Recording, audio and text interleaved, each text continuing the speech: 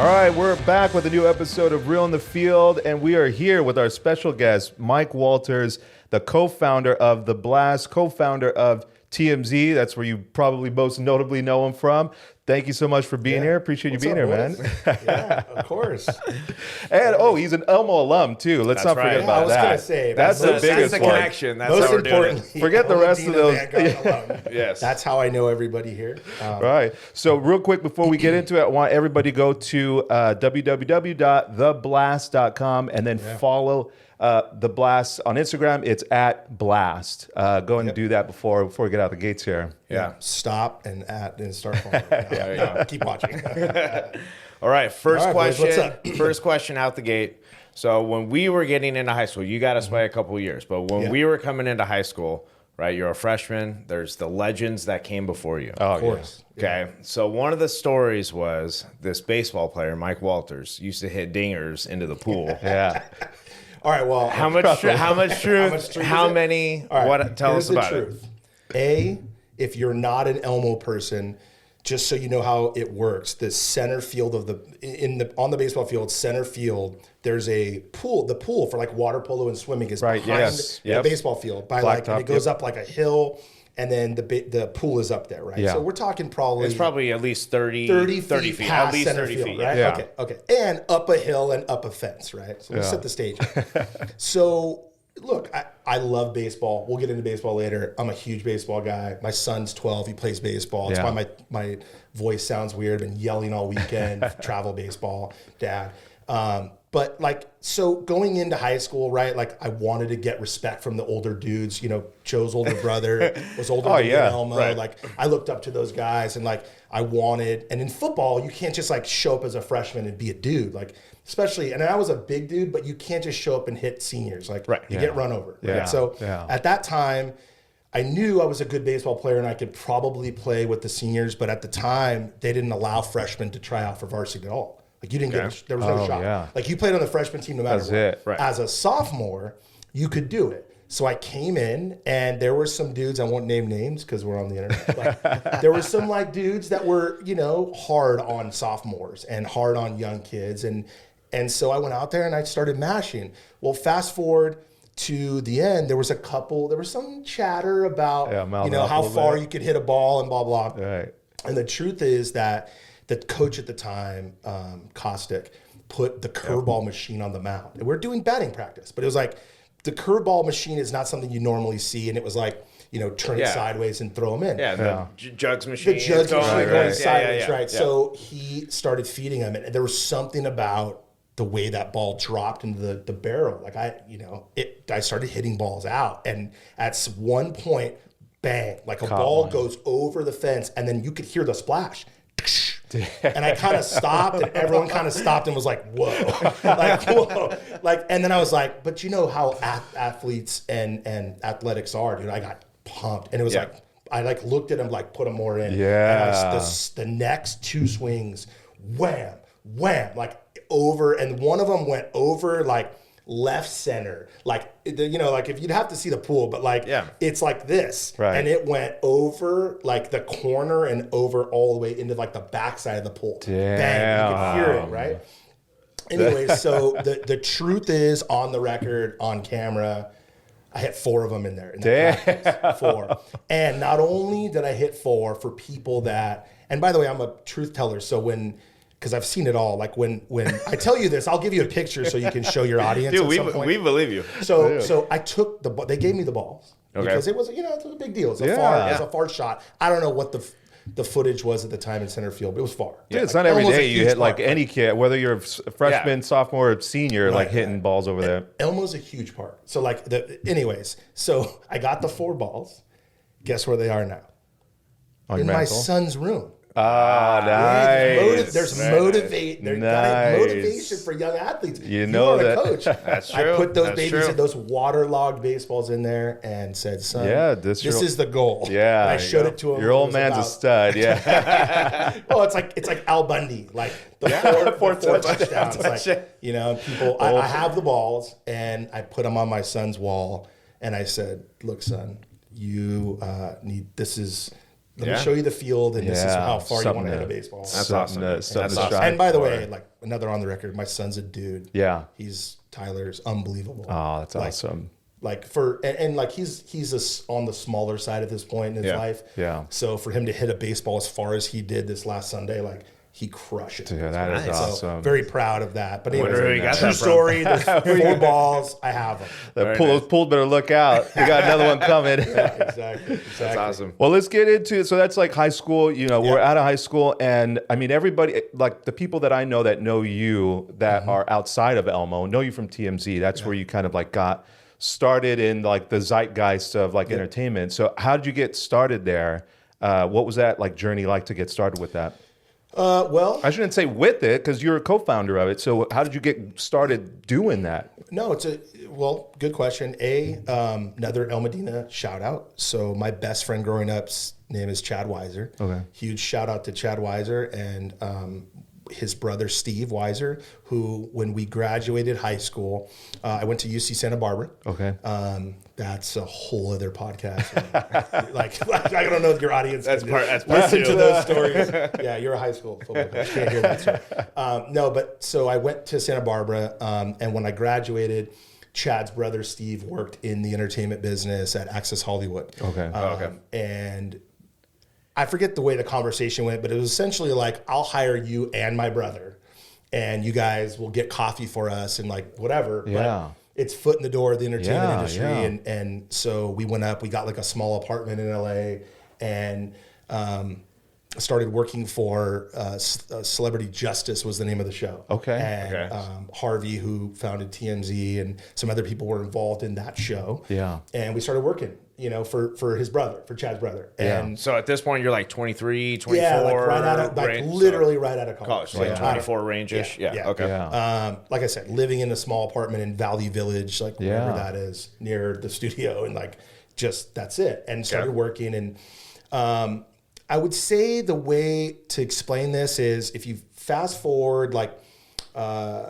2005, the internet, the internet was exploded before that, but like 2005 was really when like digital media started to like blow up, and people were starting websites for the news. The foundation was kind of set in 2003, and then people started to build on that foundation around that time. Exactly. And like, so at the time, the big ones were like Yahoo, AOL, and TMZ was a combination of Warner Brothers and AOL. So like big players in the industry, and then a website, AOL, that I even think, and you have to check me on this, that like there was some deal, like we started this website and we were on the homepage of AOL, like the way it was promoted was like our entertainment stories from TMZ. They were like sourcing like TMZ as their like entertainment section kind of thing. Yeah, and exactly. And like we would be promoted, and it kind of got us off the ground a little bit. AOL, that's like one of probably at that time the biggest platform that you could be on. Everybody like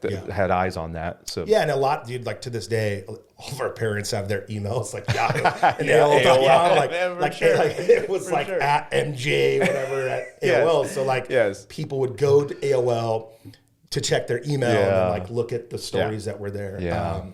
And so, like fast forward a little bit further, like people always ask me, how did TMZ come about? And the reality is like, it stands for 30 Mile Zone. Again, Google it, but like it's an old like map that they used for people that worked in the industry. Like if you went outside of the 30 Mile Zone, you were paid more, like as a person who worked in the industry. So we just basically took the term, and it's like a union term in like contracts. But cool, it kind of describes when people say I work in Hollywood, like Hollywood's a small place.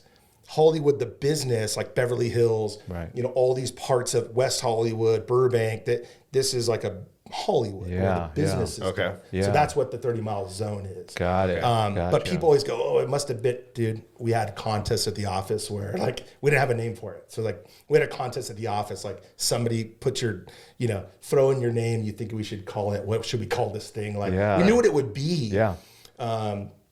But like literally a contest to like figure out what the. Well, dude, that was such a fitting name. And it wasn't until like later on that I actually like found out. I think it was something that was just kind of not really talked about, like the name and what it meant and what it came from. But then once like, once I heard about what that name was, I was like, oh, that's fitting. That's so fitting for like this website and what you guys do there and like the news that you guys are bringing. So did you just slowly start to like work your way up the ranks, and then like how did it like take off? All right, so again, like Joe and I have known each other many years.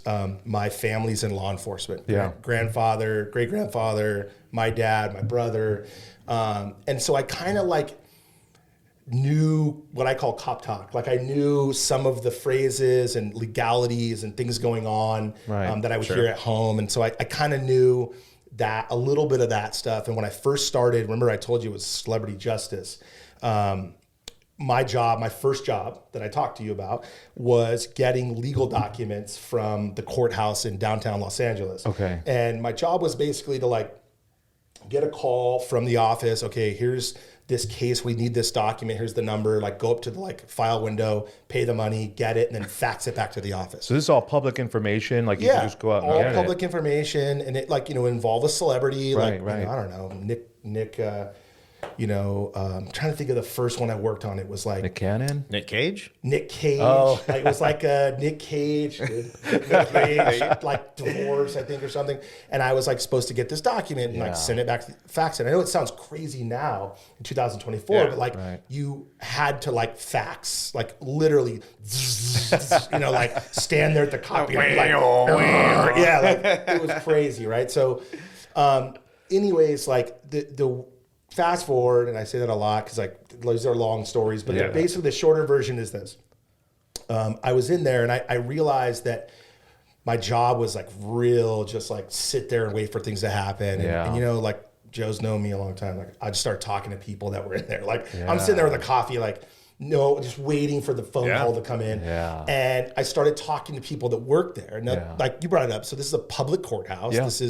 There's all kinds of crazy stuff going on in there. But like the reality is like when you file something, most things at the courthouse are public record. So I'm sitting there and I had met someone who worked there and they were like, hey, just so you know, like every day there's like a stack of new filings that like, this is like the new divorces, the new civil cases, the new restraining orders. Right. And it was like, because the person kind of knew what I did for a living, but I didn't really know what I did for a living. Yeah. Like they did. they were like, she was like, hey, like, you can just look through them. Here's a little shortcut. Yeah. And I was like, great. And so I don't know, like however many months it was into my job, my first job, I was looking through them and Brad Pitt and Jennifer Aniston's divorce was in there. Oh. And so like I took it out and I was like, oh, I probably should send this back to the office. And like, those aren't their real names, right? Yeah. Those are the real names? Yeah. Oh, okay. Brad well, Pitt. some people like. Oh, change I don't their know. names. Brad Pitt maybe like. They may be like changed. Bradley. I don't know. You Google that. Yeah, but like, I don't know. Okay. No, but okay. yeah, on the document was that name. So like, I pull it. You're looking at these names like, holy shit. But see, now that we tell the story, like I would, like now I'd be like, oh my, holy shit. Yeah. No, like at the time it was like, I should probably send this back to the office. Like this is kind of the stuff that I gather. Like I had no idea the implications you didn't know, like, of that document. No. Right. And so I sent it back. And again, I tell this story like people can come on here that, or do interviews like that were around at that time. The way I remember it is that like I sent it and I want to say the other end of the phone was like, get your fucking ass into the office right now. Like what? Like where'd you get this? Like And then it was kind of like I had to explain myself. Yeah. And once I did, it was like, all right, you have an office now. Like there's your chair. Like okay, like so you're not doing that job anymore. You're gonna come in here and work with us. Like and I ended up at some point being the news director, and the rest is history. But like it was, and part of it again, like I said, was knowing what when I heard things and reading it, I knew. Right. And then, we'll talk about it later, I'm sure, but like some of the biggest stories I ever broke, I knew what was public record. I knew from listening to my dad and brother and people talk, like what I could ask, how I could ask it, where the information may be, and that kind of stuff. And so it ended, like the rest is history, but like that was how it all started. And then once we launched TMZ, like if you think about the way that TV works versus the internet, it was kind of like get the information as fast as possible, make sure it's true, and then publish it. Yeah. See, that didn't happen before that. Like before it was like, and even that one I just told you about, it was get it. It was like a Friday. The show had already been taped. Like we had to put it on our website, which at the time, like nobody looked at. It was like, and so you could break into the news, but like, and so anyways, that's how it all started. Damn. That one. So your background, I mean, having that background in law enforcement that gave you just kind of gave you like a base of knowledge of how this stuff works, how the courtrooms work, how like all that stuff legally works, essentially kind of got you in. And plus like being able to talk to people and shoot the shit. And now like, the end of that story is I read more legal documents now than most lawyers. So like you could give me a legal document while we sit here and I can read it and then tell you exactly what the next steps are, what it's about. I never went to law school. I would love to go to law school at some point, but it was like, I literally read legal documents half my day. Another shout out, my sister, Liz Walters, works for me and she's amazing. She's probably one of the top legal reporters in the country, like does the same thing I'm talking about now for The Blast. That's awesome. Reading legal documents and figuring out what the stories are and getting the information first and publishing it. Dude, stud softball player too, from what I remember. Talk about home runs. Like if that softball field was closer, she'd have hit into the pool too, for sure. Crushes softball, dude. Me on that one. Well, dude, on that, I mean, we're going to kind of like go out of order here, but just because you mentioned it, like how do you verify the information? How do you get the information before it goes out to the world? Like, how do you verify that it's true?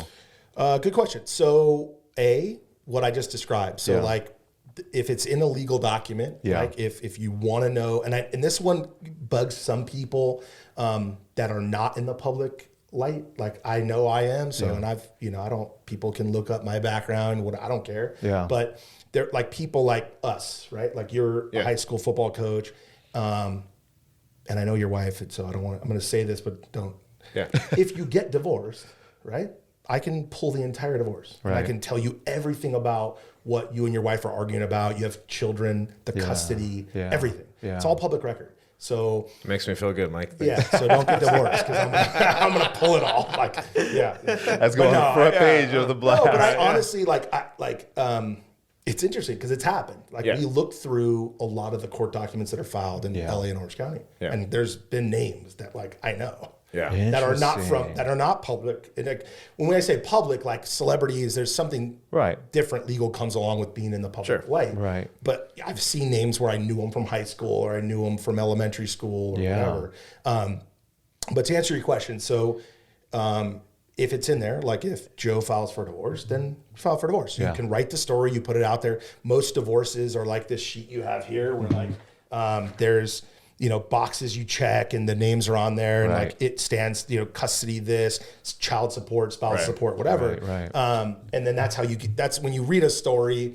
If you're on The Blast and you see a divorce story, all those points are in there because it's in the document. It's all kind of a standard form that has the information that they need in order to file the divorce, and you just extract that. Exactly. And then put it now, more importantly, on bigger stories, right? So like I described with the courts, the police information, fire information, a lot of that's also public record. So people ask me the biggest story I ever broke was when Michael Jackson died. And that's, again, maybe a different podcast, a long story. Mike, you just skipped ahead, man. Sorry. But so that one, you can go back to it. But that one specifically, there's calls to service to a location where somebody, calls 911. So 911 records are public. Depending on the state and county. So the call that actually came in is public. Gotcha. Right? Okay. But how do you tie that together of like, oh, that dude is from Michael Jackson's house? Like, Michael's a different one. So he lived at 100 North Carrollwood Lane, I believe. Check me on that. So I can still remember it because Michael's the most famous person ever lived. So like to me, I knew where he lived. We knew Yeah. like the part of the reason that we were able to get that story was every day he was going to rehearse at Staples Center for his last tour. And when he left the house every day, like there was paparazzi everywhere. And like him driving to Staples Center every day was like a news event, like in our business. Yeah. And then of course one day he didn't come out and an ambulance went in instead. And so, you know, and again, we maybe skipped ahead to Michael Jackson, but so there are ways to verify that are public records. So there's a call, 911 call. Gotcha. Yeah. When someone dies, and you know, again, R.I.P. to Michael. I was a huge Michael Jackson fan, by the way. We all I'm grew a up, huge for Michael sure. fan. Yeah. Like that one touched me a lot. And it was hard to do the news in my job and be like emotional about it. Like, did you like know him on a personal level? No, but I talked to his mom. Like I talked to people all around him, his lawyers, his publicists. Like I knew a lot of people connected to Michael. And then like I had to do live shots on Fox during his funeral. Like when his like daughter's talking and like, dude, it was very emotional. It was not easy to do that. And to work on that and do news on that story. But anyway, so when someone dies, the coroner's office is connected to the sheriff's department in most counties.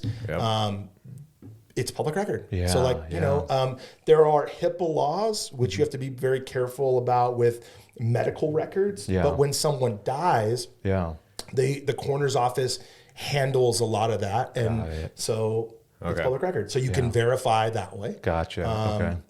A lot of times in our industry, we would call someone's representative. And so like if I got a tip on a story that something happened, then I would call, you know, obviously my phone over there on the table, like I know a lot of people and I know a lot of representatives that represent a lot of celebrities, like, you know, and so I may know. So would that be like an agent or their publicist, their handler? Okay. And I would imagine if there's a story that's out there and they have the information, they're probably going to want to at least set the record straight before it goes out and say, hey, whatever information you got, let me tell you, this is how it went. 100%. And sometimes, you know, I hate to say that it was a lot of the time, but you know, like if Mike Walters from TMZ is calling you, like something's probably wrong. Like, no, not wrong, but like so half my calls are like, they're super pumped because even with The Blast, like it's a publicity arm. Like I was involved in a lot of people's careers, becoming famous, making a fortunes for their family and helping, you know, TV shows and movies and stuff be popular. So that's the good side of it. The other side is if I'm calling you and people knew who I was, I mean, I had dealt with them for many years, you know, that, he knows about the divorce. Like, you know, so they had prepared answers is my point. Like sometimes, you know, we would get a tip and, you know, like I always say this when people ask me about TMZ, blessed with a really, really phenomenal staff of people. Like you're talking about people, you know, I feel almost like I went to war with. Like it was like, these are like my friends and family members. And so there's a lot of trust there. But like, you know, the room of people, like our job was to find out the information. And so again, a lot of times you just call, they would have a prepared answer because they knew, you know, they knew it was coming. They knew if you're calling, was going down. So like, you know, so anyways. But where did those like tips come from? So our website has a tip line. So like, and so does TMZ, so does People Magazine, so does, you know, whatever. But there's probably like no shortage of people wanting to like call you and tell you, oh, like this and this happened. 100%. And then you gotta like verify, or not like being the rat, but like being the bearer of bad news. Tip line, phone calls come in all the time. Emails come in all the time. And yes, there are a lot of them are just like I was at Staples Center and like this crazy shit just happened. And so then you have to like start making calls, verify. I always tell people when they ask me about this situation that I believe it's one of the reasons that we were successful at TMZ, and to this day they are still successful, which I'm proud of. I know they are. Which is we treated information about celebrities and entertainment news like Fox and CNN treats, you know, the Middle East. So like we made sure it was real. And if you ask someone on the street corner, like, If they recognize me from TMZ and they go and you ask them about that, about that business, they'll say, "Oh, it's what I check if I want to know if it's true or not." Dude, that I mean, right? I was that's what people do. I was totally gonna say this in a later, somewhere later on down the line, but it's like it's so ironic that that TMZ and the Blast are. There's more vetting and there's more verification. You can trust that whatever's going on your website on the Blast is accurate. It's been vetted. It's true. I mean, you can't say that about a lot of news like going on right now. And I know you mentioned Fox and CNN, but even those, like in hindsight, we can see some of the information that's out there that's not so accurate. Right. But your celebrity news is, you go through more to verify the information that's coming out, just in what you're explaining right now. Yeah. And it's, I mean, has there ever been something that crossed your mind to get into news? Well, I want to say Political news, I'll say political news. Yeah, let me clarify one thing. So we're all human, like, right? We make mistakes. Like, mistakes were made along the way, right? So that happens, but rarely happens at TMZ or the Blast, right? Like, you can rest assured, like you said, that when you see a story on the Blast, like it's fully vetted. And not only that, like we have lawyers, like we have a team of them at TMZ. Like it goes through a process that like is how we earned the respect we did in that business, right? Like, and to this day, that's what people know of that. Yeah. And the Blast is well known in the industry now for the same thing. Yeah. Obviously, it's on a smaller scale. The business is totally different now. Yeah. But there's a lot of thought process and care put into that. Yeah. A couple times that it didn't go properly, like it's terrible. And like, but like, like you said, so on the news, to answer your question, there should be that much vetting in the news. Like there should never be. Yes. Not even close. Doesn't matter what side you're on. No. In you're totally right. Yeah. I don't reveal the side I'm on or whatever. But if you're a smart human being, like you should listen to both sides. Yeah. Gather the information. There are rights and wrongs on both sides politically. But like definitely there should be more vetting. And I think, and again, I think I can say this like straight faced. It's one of the reasons now all those people had entertainment news, right? Like all these big media outlets. Yeah. So one of the reasons would kick their ass. Yeah. Because like I never understood how they didn't do the things we did to get that information. Yeah. And part of it is like it coming full circle, like looking into the camera, like the stress and the amount of time that I put into that is why I look like this. like my fat cheeks are bigger than my hat at the moment. Like I'm 300 pounds, right? Like Joe knew me when I was an athlete. Like I was 220 pounds of all muscle. And now like it's just like you grab the double pepperoni, extra large pizza on the way home. You know, I was telling Joe before we started this conversation that I used to leave. I'm an Orange County kid. I grew up here. I still live here. I love this community. I don't care. Same. I had to go to Burbank, and then I had to go to West Hollywood. Then I had to go to Marina Del Rey, if you know this area, like far away from where we're sitting right now. And I like used to drive down where Joe's now a coach at El Medina, the football stadium. Fred Kelly used to drive down Chapman and go to the Starbucks there on Chapman across from the stadium. And like I used to like run out under those lights. And then like a couple of years later, like I'm driving down that street in the pitch dark at 4 a.m, getting a coffee, going to LA to like put in that work. And then, you know, come home in the dark, like same thing, 7:38 at night, come home. And, you know, like, so what do you lose when you do that? The gym, the cooking broccoli. Sacrifices everywhere.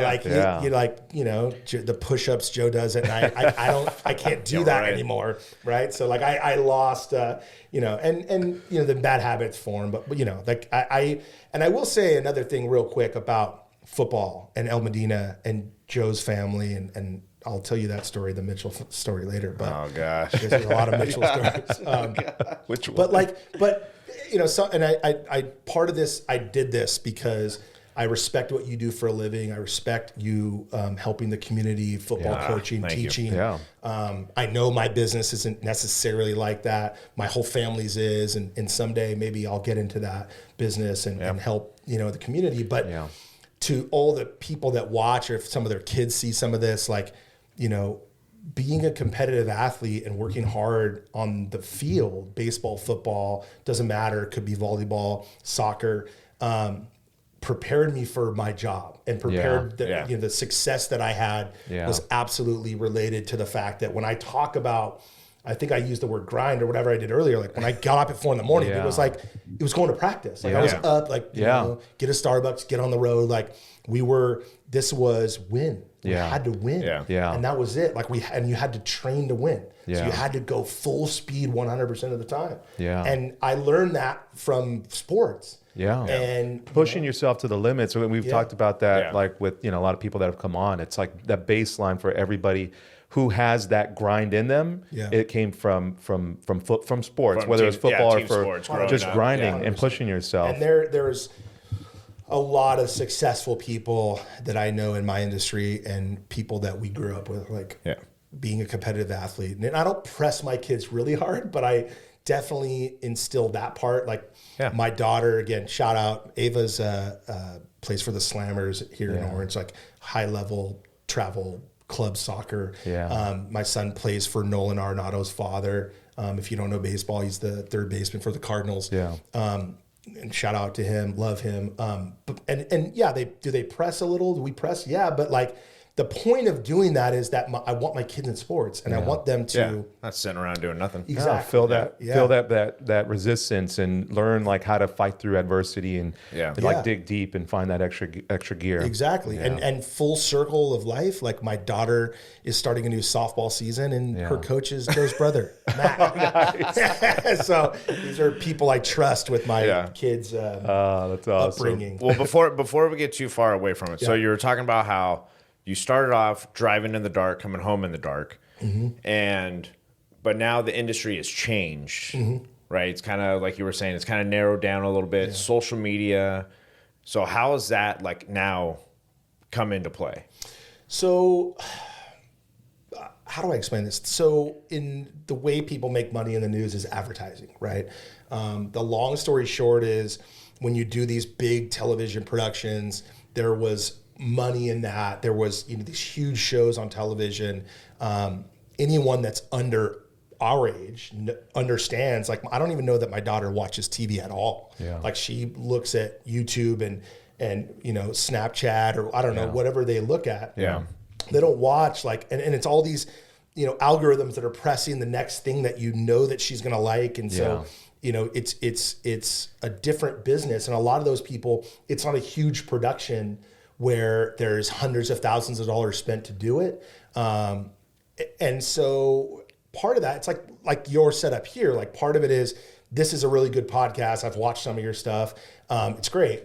But you're not like in a studio in West Hollywood that's $100,000 a month, right? Like you're not like in like $100,000 a month, like, beautiful building with like, valet parking. Like you can see celebrities out the window. We got some booze here though. I mean, we do got some amenities. It's cool, but it's not that. And part of the reason that is because even if you get sponsorship, there are exceptions to every rule, like Joe Rogan, but if you are in this business now, it's smaller and people are individualized in their production and putting out information. It's why influencers are here. It's why people like to listen.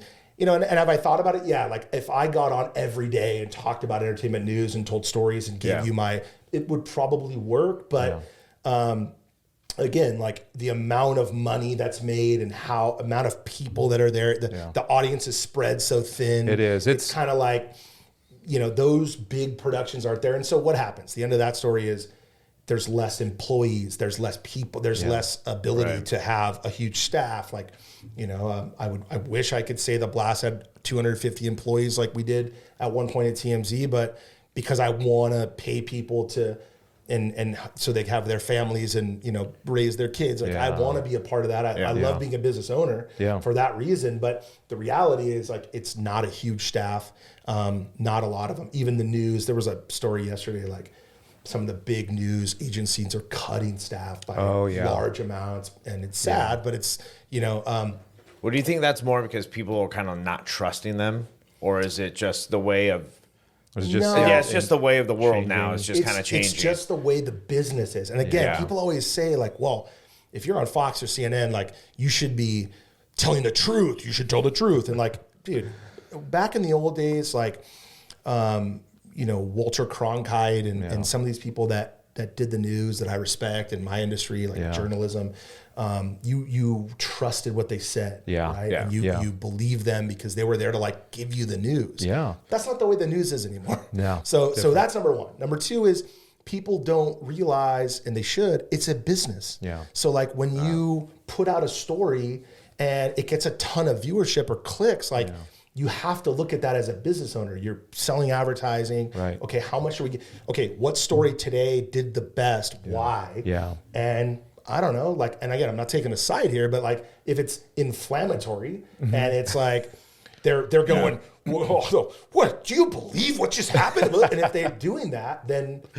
there's more viewership. And if there's more viewership, then there's more money. And so like that's kind of how it's the kind of like the necessary evil where you get people that's what drives people. Even like with this, we put out something, the negativity is the thing. We can put out some like positive posts of, like feel good. It'll get zero interaction. Yeah. You put out something negative. Say something about Taylor Swift's bangs. Say something about her bangs. All of a sudden. Oh, did you do that? Yeah, I did. We got ripped apart. We got ripped Sorry, apart. bleep that. We got ripped apart. What are you doing? We got ripped apart. Dude, so Taylor You Swift. want to hear a good Taylor Swift story? Yeah. Yes, please do. And by the way, these are, again, I was in the business of telling stories. It's one of the reasons I loved the TV show. I'm a news guy, but I love the TV show because people would tell me, and people ask me a lot, like, how could you live with yourself? Like you worked at TMZ and whatever. And I'd say, you know you what? probably pissed a lot of people off. Yeah. But you know what the at truth some is? point, yeah. Most people that come up to me, like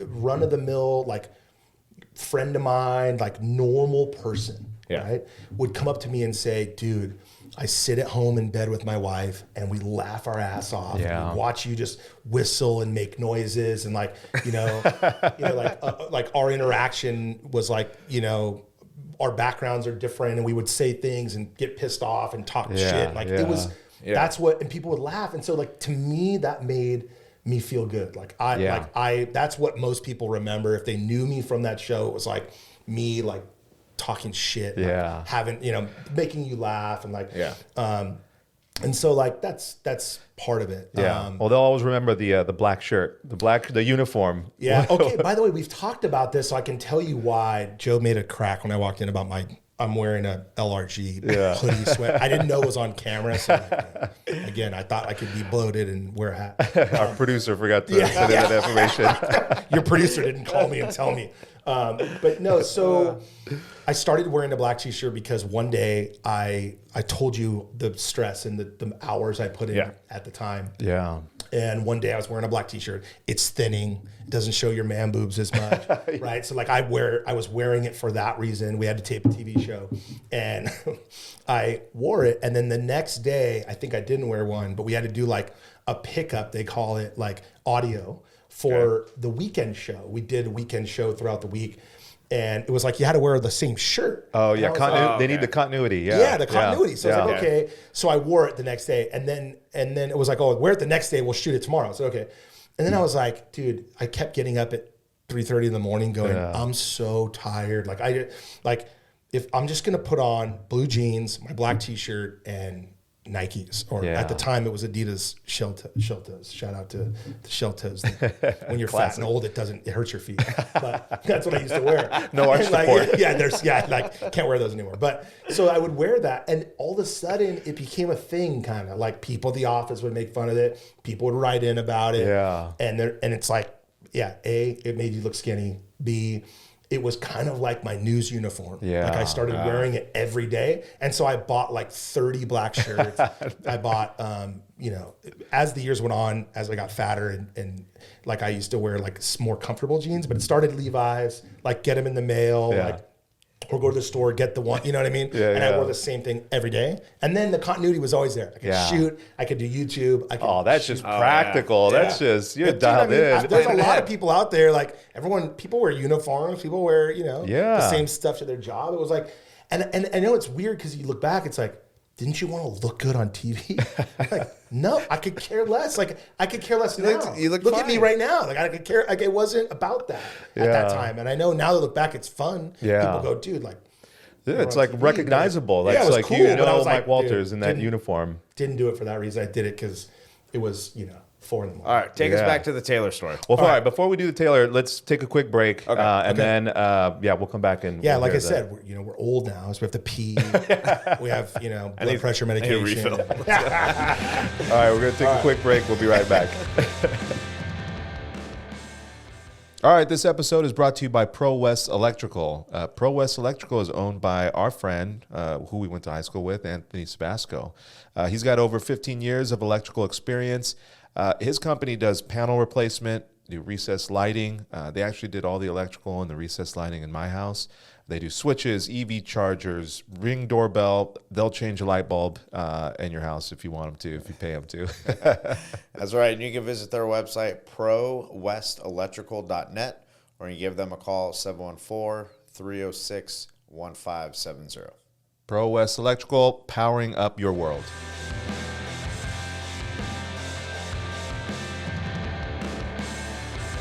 All right, we are back from break. As promised, the Taylor Swift story. Let's hear it. Let's get these guys riled up. It's not crazy, but just so you understand the power of Swifties and that Taylor Swift's audience and fans have on the internet. Yeah. So like we were joking about fat and being fat and old, I get IVs every once in a while. Now it's usually when I decide to drink the day before, or like that is golf a tournament. That is a seasoned pro move right there. I have a membership to the local hydration room. Shout out to those guys. And I go like probably once a month, to get an IV. Anyways, so I went in to get an IV, and this is like I said, like nowadays, like I don't get asked about it all that much. People come up to me sometimes, whatever. But I'm sitting in the IV chair, and like if you've ever had one, you just sit there, right? Yeah. And so I was sitting there with some of the people that worked in there, and there was another young lady in there, and I'm just like kind of just getting my IV, and they were talking about Taylor Swift's new tour. Okay. And like, dude, I mean, if you don't, the Swifties are going to understand this, but I don't know how many Swifties watch your show. Well, we got some hate coming. All right. So so you guys know, right? So big deal, big concert, very expensive tickets, sold out, worldwide, like huge. Oh, yeah.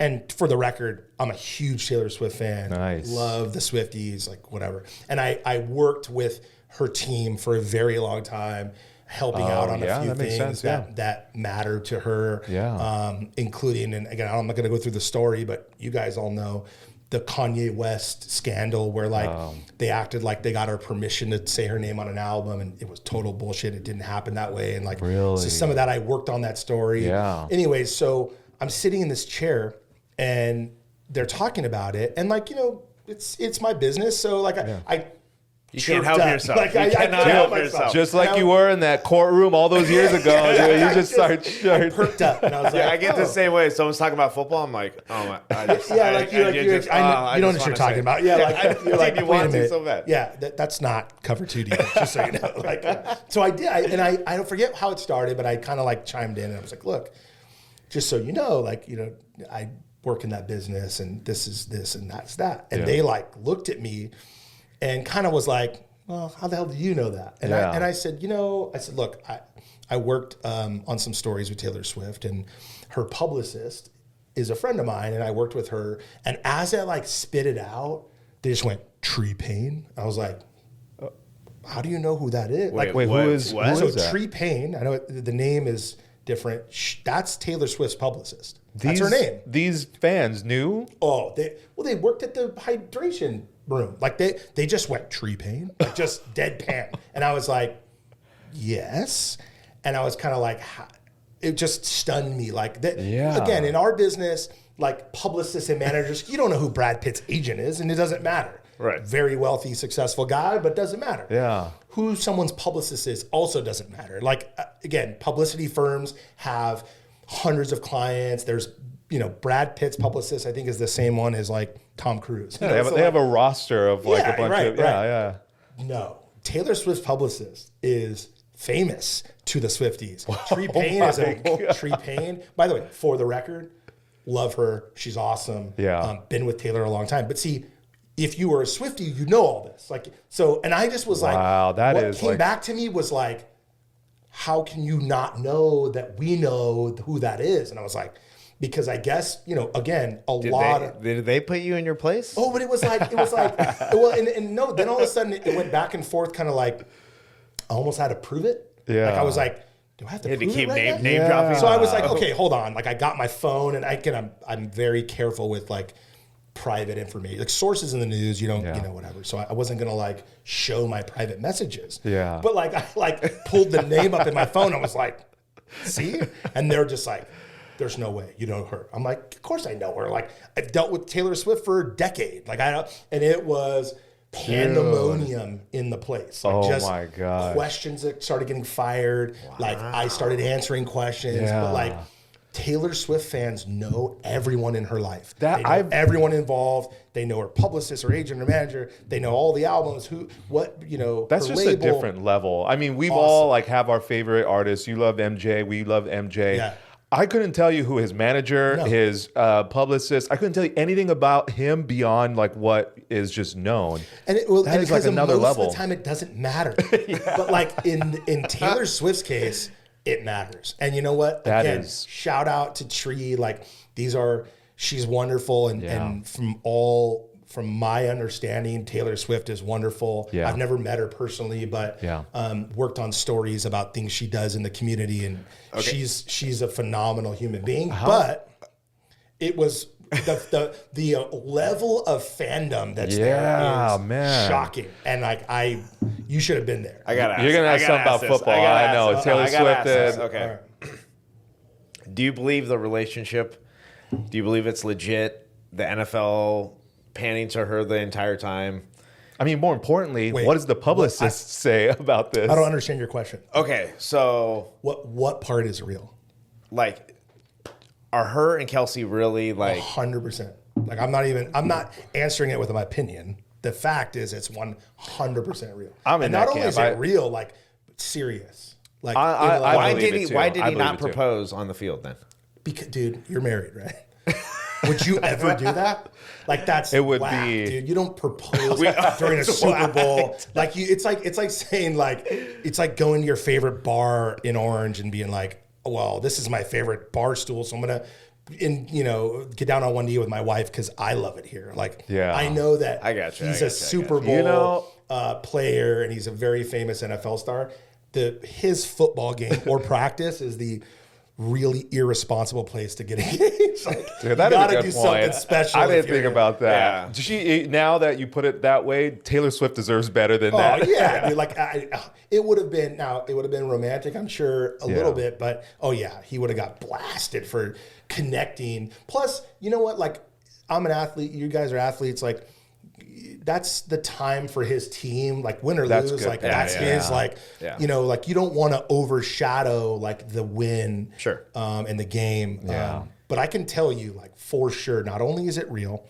To answer the question everybody asks about cutting to her, dude, it's a business. Like when Taylor Swift, who arguably is the most famous person in the world, maybe top 5 at this point, 2024, is she's in the audience at the Super Bowl, you show her. And they I think, look, if you're a crazy sports nut, like sometimes a couple games it was like a one too many times, but like to me, I loved it. I thought like I kind of wanted to see her reaction to some of the plays and there was I'm a sports guy. I'm more of a sports betting guy. I don't know how that plays on your podcast. Oh, we I'm had a betting whole guy. bets segment So I'm last a one. bettor. So I'm a sports bettor. No, we So- had bets on how many times they would show her during the game. Yeah. Okay, so we I'm a gave the sports over-under. bettor. So to me, part of this whole thing was he had like a game or a game and a half. I think one of them was cold weather where he was dropping balls. Yeah. Yes. Right. So like that, like to me, I was paying hyper attention to because I bet on that game a lot. Yeah. Like what was happening, and then I thought,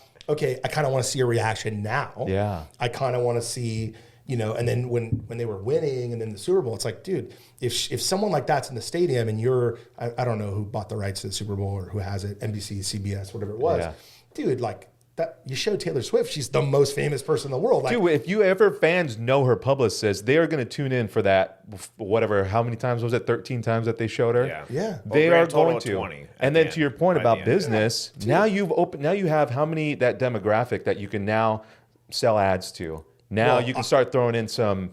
Google it, and I say this a lot. Google it. Yeah. But my recollection is it was the highest rated Super Bowl in I don't know how many years. Yeah, there was a lot of eyes on that. It worked. is my Yeah. point. Like, and again, I would love to hang out in the box with Taylor Swift and Oh, dude, it looked like it was Mahomes' fun. wife. Yeah, like pounding beers. Like if I'm gonna watch a football Ice game, dude, Spice. the Ice Spice, like that's where I want to be for sure.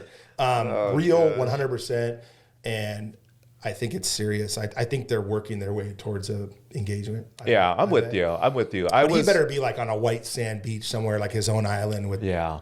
taking a private jet there and like I don't know, like hire 100 people to help. He better go Go all out. Either Yeah. that or he'll be the subject of the next album. Yeah, That's, you know, that's a he doesn't fair want point. to be that guy either. Oh my goodness. Oh my goodness. I know. I've turned the Joe's corner convinced. on it, man. I'm all in. I told you like last episode. I'm for it, and I hope they do. It's really sweet to see them find love, and I hope they do go long. Well, and like I said, I have been telling you facts this whole time. Great person. Travis Kelce, I heard, is a great human too. Yeah. Like, happy for him. That's good to hear. Yeah. Both of them are really good people. Do a lot for the community. Like, you know, so. Yeah. Okay. Well, speaking of good celebrities, if they're Yeah. good celebrities, Yeah. who are some of the worst ones that you've had to deal with? Oh man, I'm gonna get in trouble for this. So I won't even say the name because I'm not even sure of the name. One of the first bad interactions I had with a celebrity, I was at the courthouse. Okay. My job was to cover this like trial, and it was about the Doors, and they're like, and I forget exactly what it was, but it was like a couple members of the Doors were like touring as the Doors, and the other members of the Doors didn't want them to use the name or something like yeah. that. Okay. And it was a big deal in the trial. Everyone has to be there, and I was there. And the office was asking me like, "You need to go up to these guys, like, get information, ask them how they feel about this, that, and the other." And I don't even remember the guy's name. I mean, the Doors are famous. Don't get me wrong, but like one of them, like, I went up and like asked the question, dude. He was like, "What the fuck?" He had like an accent. I don't know. It was like, "What the fuck is wrong? Like, what kind of person comes up in a courthouse? Do you like?" How do you live with yourself? That's why I said that earlier. Like, how do you live with your, like, just dresses me down. And I'm 20-something, like, young kid. This guy's like a multi-billionaire. Like, he's part of one of the most famous rock bands in the world. Like, and I'm just like standing there and he's screaming at me in the hallway. And I'm just like, dude, like, and I went home and felt really shitty about myself. And I was like, like the reason you're even arguing over this is because you're so fucking famous and rich that like you guys are arguing over you need to do two Doors tours instead of one. I don't know. Like, they were, anyways, it was terrible. So, but else? I remember that because there was a member that didn't want the Doors movie. Like he didn't like it was probably that same Something guy. like it was the first couple years I was in this business, and like my interaction with celebrities is mostly good. There were times when like I was delivering bad news that I was publishing a bad story. You know, there has been some terrible things that celebrities have done that TMZ and The Blast has covered. But anyways, like I don't know. We could tell a lot of stories, long ones. I had a 4-hour conversation with Kanye West one time on the phone. Yeah. And you know, I don't want to talk about Kanye on here in case this actually gets back to him, but like it was as interesting of conversation as you could imagine. Isn't he just like a weirdo? He talked for 4 hours straight. And every time I interrupted, it was like, shut your mouth, be quiet. Like, and there were parts of it in his defense where like he was saying very nice things about me. Like that probably if me and him worked together, like in the media, we could, you know, I don't know. I just remember at one point, like him, like, so I don't know, this is, again, long story, but I was very close with his ex-wife, Kim Kardashian, for many years. And so at the time, the phone call was connected because she had asked me to talk to him because they had just gotten together, and it was like he had some questions, and you know, maybe he was questioning the trust that she had in me and the media. I don't know. But it was like there was, I forget what the story was. It was something. Man, like it was 4 hour. I wish I would have. I can't record it in California. Have you hung out with Kim Kardashian before? Oh yeah. Again, for your audience, like I'll send you some pictures and stuff you can share. But like there was a time. All right, here's a story. And I don't know. I've never told some of these stories. There was a time where we were in Las Vegas and Kim was like starting to get famous. Yeah. And again, I'm going to tell this my recollection. All right. But there was a lot of booze flowing around and stuff at this time. But we were in a nightclub called Pure, which was like the biggest nightclub in Vegas. Yeah. And there was like this like stage with these like glass panels, and you like, if you were cool enough, like you were up on the stage kind of overlooking the dance floor. Yeah. There was like 4 tables up there. And I was up there with Steve Weiser, who I mentioned before, and a couple other people that owned nightclubs and stuff in Vegas. And we were up there. And at the time, like her stepbrother, I think it is, Brody Jenner, was like more famous. Like he was on like the a hills. big deal. And so he was up there. And again, the way I remember it was, I knew her, we knew each other, and she was like across the way, and we like locked eyes, and I was like, come up here. And she was kind of looked at me like it wasn't an automatic at the time. Like Kim Kardashian could buy the fucking nightclub now. Oh yeah. But she could probably buy a casino. But at the time it was kind of like, and I went and grabbed her, and like we walked up and there's a picture, like we leaned up against the thing. We were like, you know, we talk business, whatever. Took a picture, and it's like, it's one of those ones I'll show my kids when I'm older. Like I've got like a clove hanging out of my mouth. I'm in like some, you know, douchey pinstripe suit or something. And she's like, dude, wearing like a slip dress. Like it's a phenomenal photograph. It's like us just like, my God. You know, I mean, did you know at that it looks time? like an old, dude, and again, at the time, I want to say, because her sisters were there, Chloe and Courtney, like they were famous, but it was not enough that it would, like now, it'd be like, now the Kardashians are in the fucking house, you know, like now, like back then it was like, back then it was her, like I feel like that she was in that group with like Paris Hilton and like that was like that crew that was rolling, but she was always the one that never was like, you didn't really know who she was all that much and compared. I've told this story to people, and it's probably out there somewhere. The truth is, the reason we first put Kim Kardashian on the internet is because Chad, who I mentioned, who worked with us at TMZ when it was just a website, we had, I don't think, a crew of like 4 dudes out on the town at night, like shooting video. It's kind of like the old TMZ. Oh, you would find the celebrities. Talk to people that come out of nightclubs and like shit. Or the airport and stuff. I remember that, so like Paris, who also good friend, like Paris is a phenomenal human too. But she was we were covering her. She was going in and out of a nightclub called Hyde at the time, very, very famous nightclub. And Kim was like her like best friend and like stylist. Like wasn't even like on the radar at all. Right. And she walked in, we were filming Paris, asking her questions, and Kim like walked in, and we got video of like the backside of her going into the club. And of course, like Chad, we get in there like 5 in the morning, and we're going through the stuff from the night before and getting the site ready. And Chad's like, dude, you got to come see this, bro. Like, and I go, what is it? He's like, dude, bro, trust me. So, and I like to joke with Chad that like Chad made Kim Kardashian famous. Like, we came in, he showed us. And the point was like, look at that. And this is like when it wasn't cool. And she's beautiful and what's the word? Well, now it's voluptuous. Yeah, like now it's in vogue to be like, now it's like a thing to have it. But back then it was like she was wearing a similar slip dress or whatever. And like Chad, we were just kept going like watching it. And then the end of the story is that we're like going nuts, and like Harvey comes in, and I don't know, again, if you know Harvey, like he's an older guy, and you know, whatever. So he like goes, what? And we like played it, and he's just like, I don't get it. We're just like, dude, it's a total. Guess what? I don't know. How do you not get it? Like, dude, look at this. That era, they're all tits. That era is like tits. Dude, it skipped his generation. Well, old school. And so here's what did it for her though, which is crazy. so he starts asking a lot of questions, and I was like, dude, we're putting this on the internet. Like Chad's like, dude, look how many times we've watched it. Yeah. Right?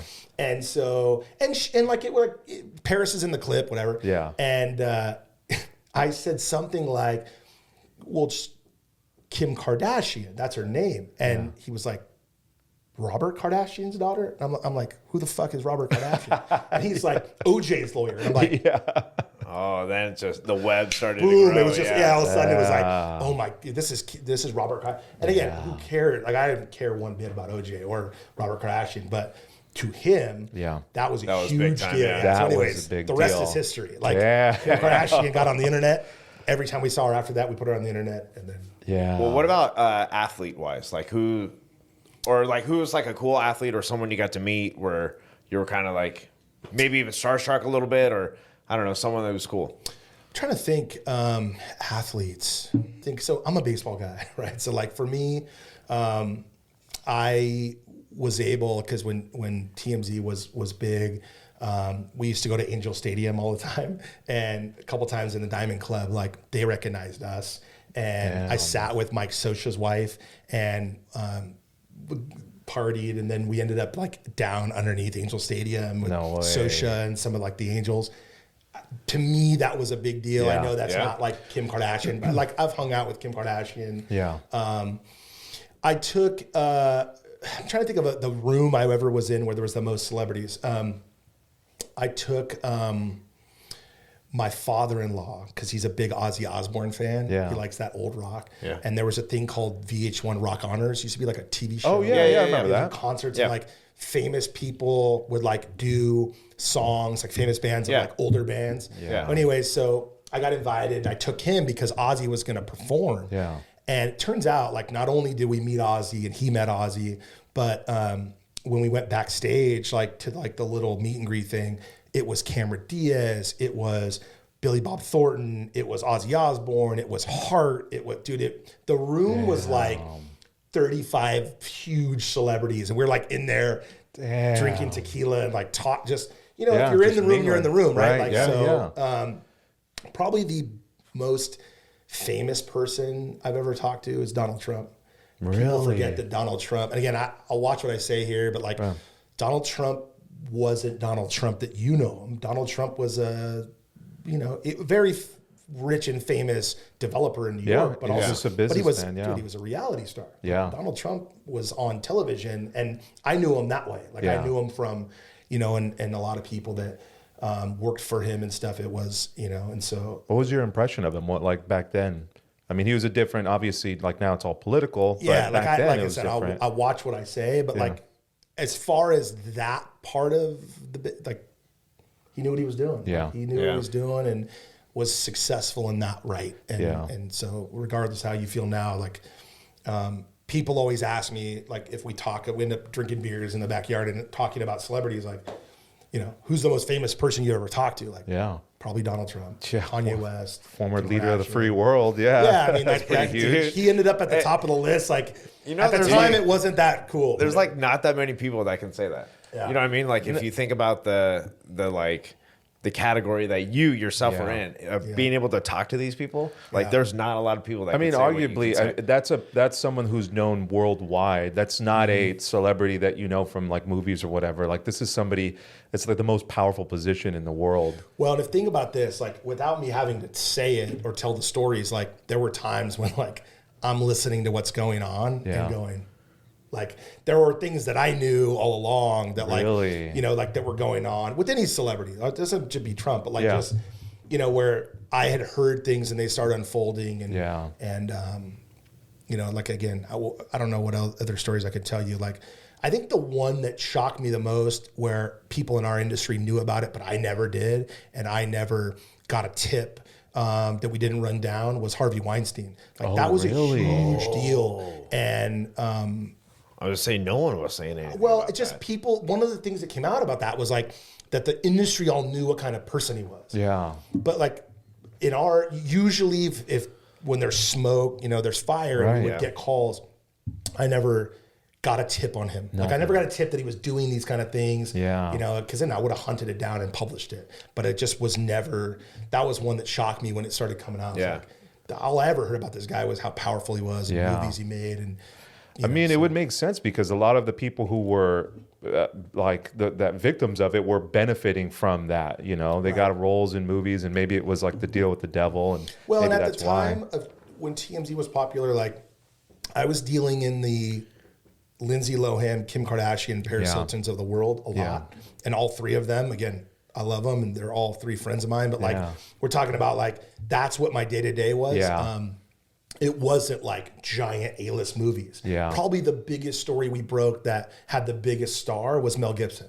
When he got the DUI and he said all the anti-Semitic stuff. Like, the tapes. Oh yeah. It was brutal. Like, Were you talking to his old lady or something? Like I read I read a lot of those documents and saw that stuff before a lot of people. And was he just wasted, or what was his deal? Yeah, I mean there's two of those, but like the first one was DUI. Like he was drunk driving and just was upset that he got pulled over, and he was kind of the king of Malibu at the time. His house was there, had a big property, and he was driving down, like, if you know that area, like on the beach, and was pissed off that he got pulled over, and then, like started to unload, and the rest is history there too.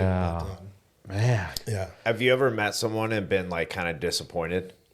Like you kind of maybe built them up in your mind, and then you have a run in, because they say don't meet your like celebrities or don't meet your heroes. Yeah. And so you meet them and you're kind of like, oh gosh, you're kind of a dad. I mean, again, I don't know if they see this. Like, I as much as I'm in the business of telling stories, I'm also in the business of facts. Like I told you, and so the real truth is, like, I don't want to tell it to you, and it's going to shock you, but and again, this name might not resonate with everybody, but look.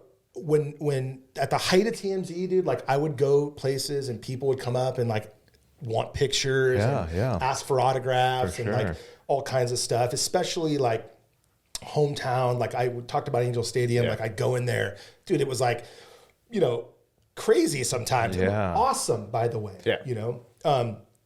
but like, and I don't like every single person ever asked me for a photograph. I know that I wasn't Tom Cruise, but like, I was always like, yes. And you have to respect the fact that they're your fans and they're fans of the show. And like, you need to treat them with respect for that reason. They're literally helping you put food on the table for your family. Yeah. And so my point of that is I know how that feels, right? Like I know that process. Sure. And I know there's a lot of celebrities who like don't take that very well sometimes. I know that some of them.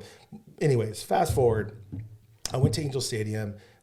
Shout out to Tony Todd, if he ever watches this, is somebody who I know, and he's in the baseball world, and took me and my son, who was probably 7 or 8 years old at the time, onto the field to watch batting practice with the Rangers and the Angels. Awesome. And like I'm trying to get my kid to be a dude on the baseball field, like going out there and listening to the great crack. opportunity. Get them comfortable with that the big league feel for sure. Well, and like listening to the crack of a wooden bat on a field. Like I know I'm a baseball guy, so I'm tingling like right now as we speak about it, or the smell of the grass. Like there's a lot of that about baseball I love. Oh, for sure, yeah. So I take my son and we're standing there like on the like side, and he brought baseballs because Tony, my friend, was like, they'll come over. And so like that same interaction, like now, like how famous they are, like Ohtani came over with an interpreter, like scientists took a picture. That's a good one for great celebrity. Dude, Shohei Ohtani's like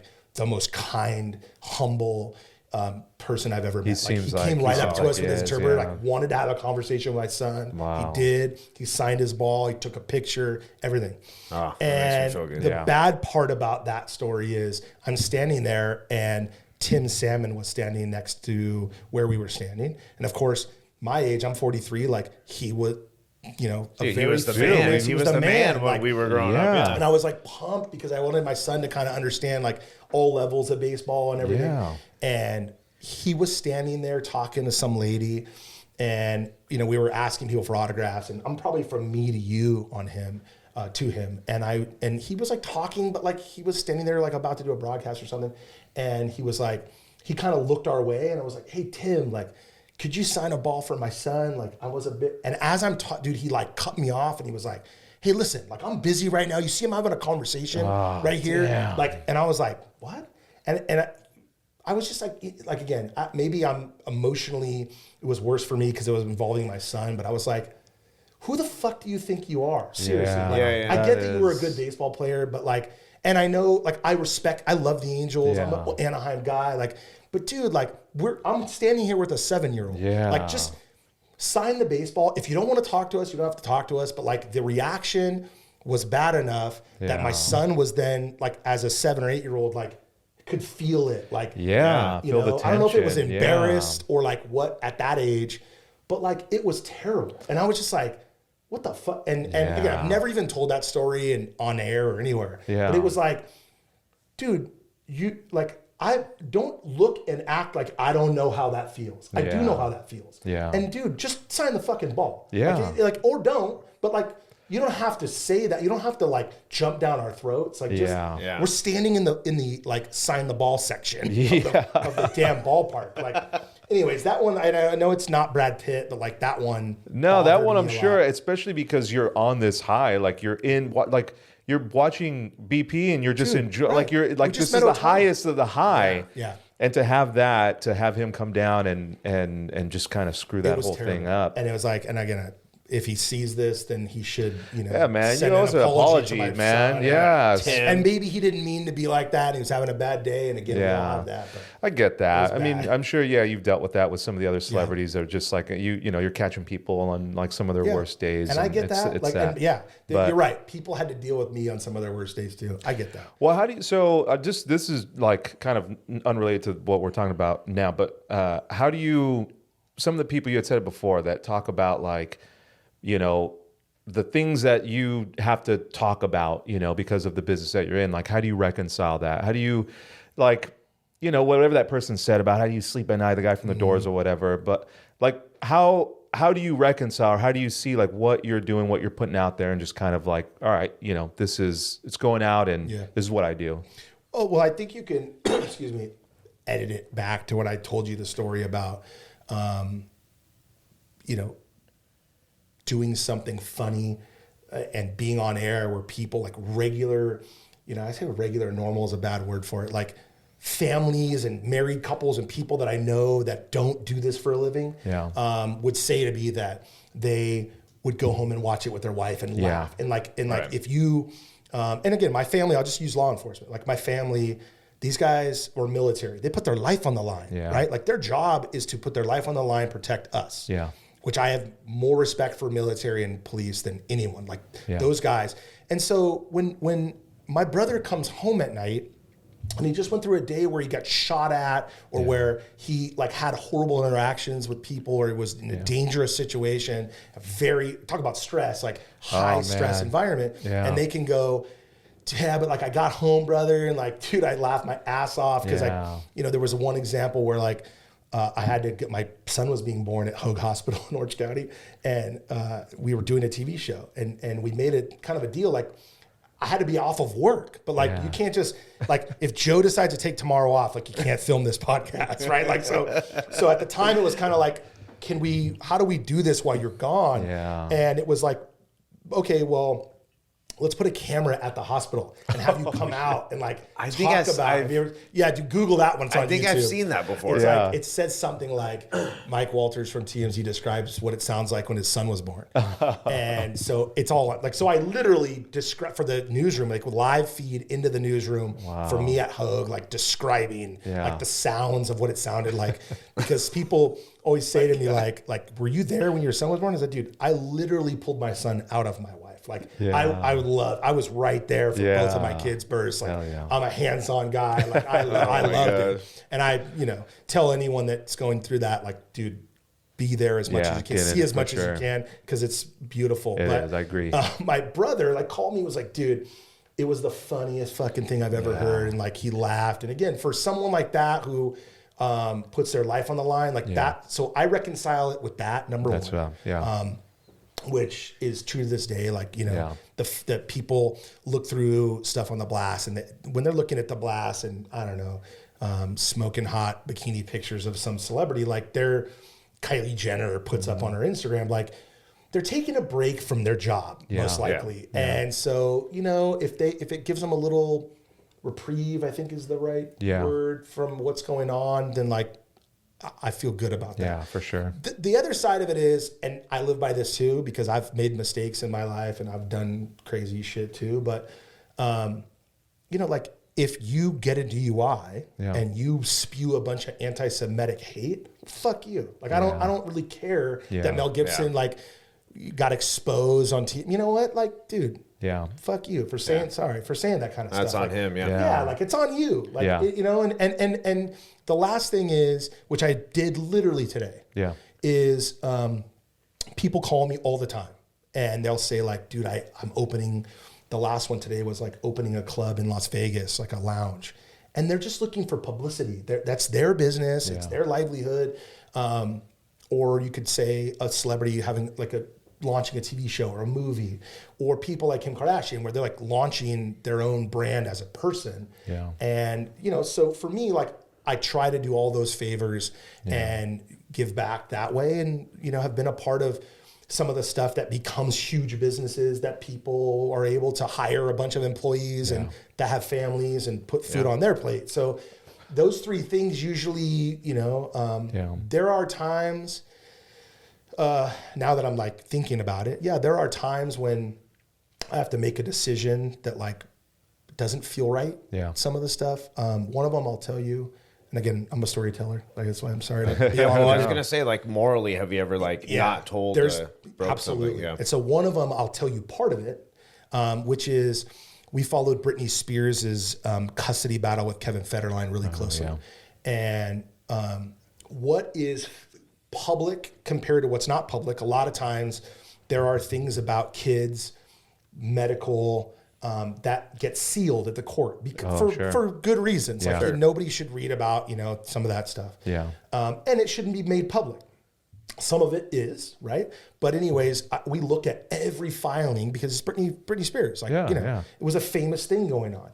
And there was a filing that came in that Liz sent to me, my sister, and we read it together, and it was like about her kids. Yeah. And I was like, this doesn't feel right. Yeah. And I called her and I talked to the powers that be around me, and I was like, dude, we shouldn't do this. Yeah. Like, we should get rid of this.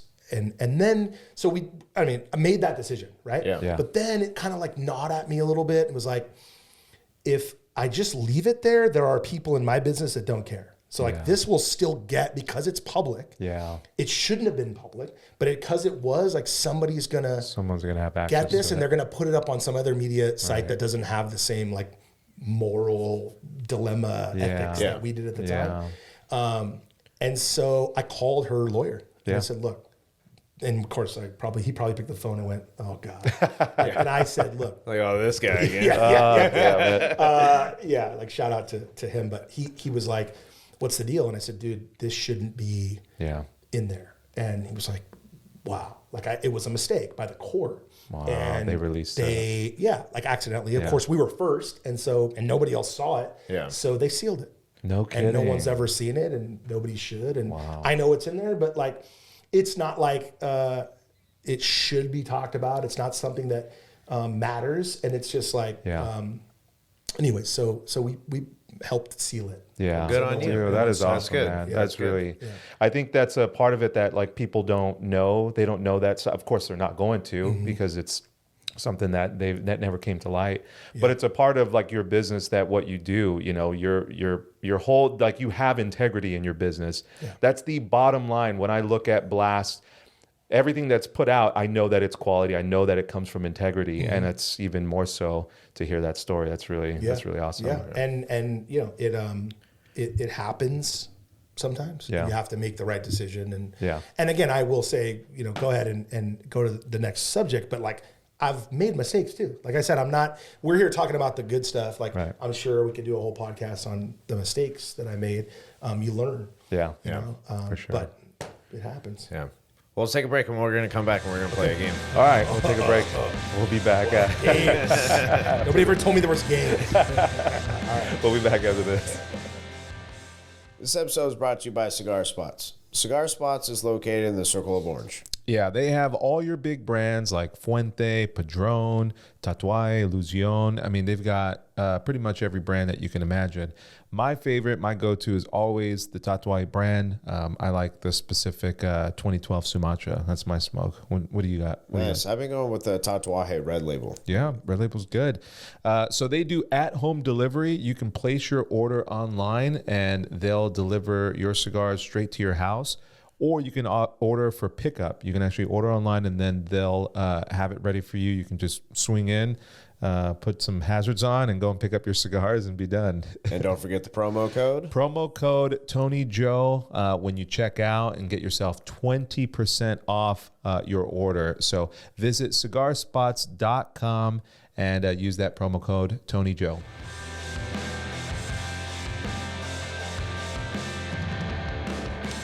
All right, and we are back from break. We're back with Mike Walters. All right, J. Mitch, what do we got here? All right, we're gonna do a little game. Just five, just 5 questions. It's nothing too crazy, but so the first question is, what celebrity would you want to be your neighbor? Charlie Sheen. That didn't take long. Sorry, no, easy. We're storytelling, so I'll tell you a story. Okay. Charlie Sheen. So everyone knows, if you know Charlie Sheen, first of all, that he went through a very public breakup with his television show and a lot of the people that worked for him. And at the time, I knew Charlie and had become sort of friends with him. I mean, friends in our business, you know? And so basically, at one point, I went to Charlie's house, and this is why I say neighbor. So I went to his house, and I was interviewing him. And if you Google this, it's there. Oh, okay. I set up, this is back when live stream was not to do a live stream on the internet, you had to have a pack full of shit and this, not just an iPhone you can now.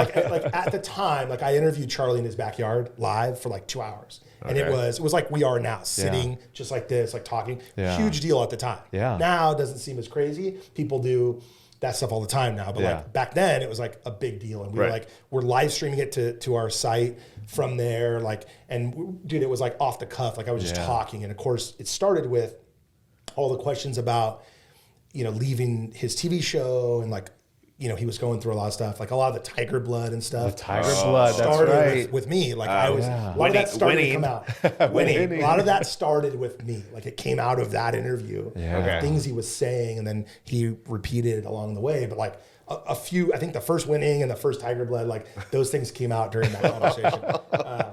And so anyways, the reason I would love to be his neighbor is because, so Charlie lives in a community in Beverly Hills that's highly guarded. It's 2 gates before you get in. You have to make call, you can't just cruise up there and be in our neighborhoods where it's hey, I'm here to see Walters. Everyone rolls their eyes and goes, go ahead. Joe comes to my house. Go ahead. It's very hardcore. But anyways, when I went in there, I got in, and he knew I was coming up there to talk to him about stories, and I don't know that he knew I was going to go live, but I was like, dude, can I just put this live? And he was like, for sure. So we talked about all this stuff, and one of the things that came up along the way was the fact that I'm a huge baseball guy, and Charlie is a huge baseball guy. Oh yeah, stars in the best movie ever made. Right? Yes, Ricky Vaughn from Major League. Major League's my favorite movie.